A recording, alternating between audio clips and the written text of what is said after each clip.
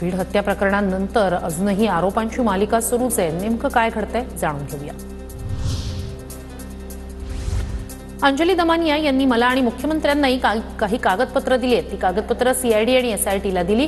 पुराव्यांचा तपास झाला पाहिजे, जो दोषी आढळेल त्याला फाशी झाली पाहिजे, अजित पवारांचं वक्तव्य। अंजली दमानिया यांनी दिलेल्या पुराव्यांमध्ये तथ्य आढळल्यास अजित पवार मुंडेंचा राजीनामा घेतील, संदीप क्षीरसागर यांची प्रतिक्रिया।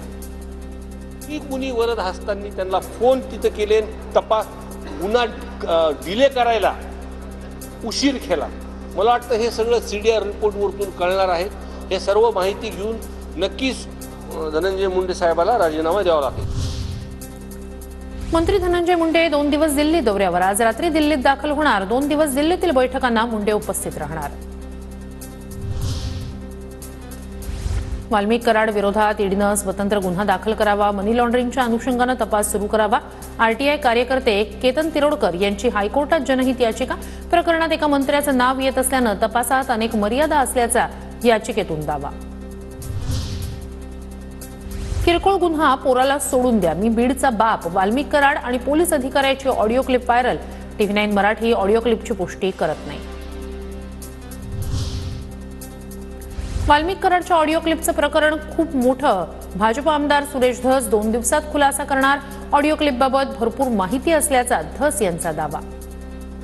77 नंबरचे ते महिला अधिकारी कोण, त्यांनी स्पीकर ऑन कसा काय केला, कोणाच्या समोर कोणाला बोललंय, मीडियाने जाऊन चौकशी करावी आणि त्याच्यानंतर मी उत्तर देईन।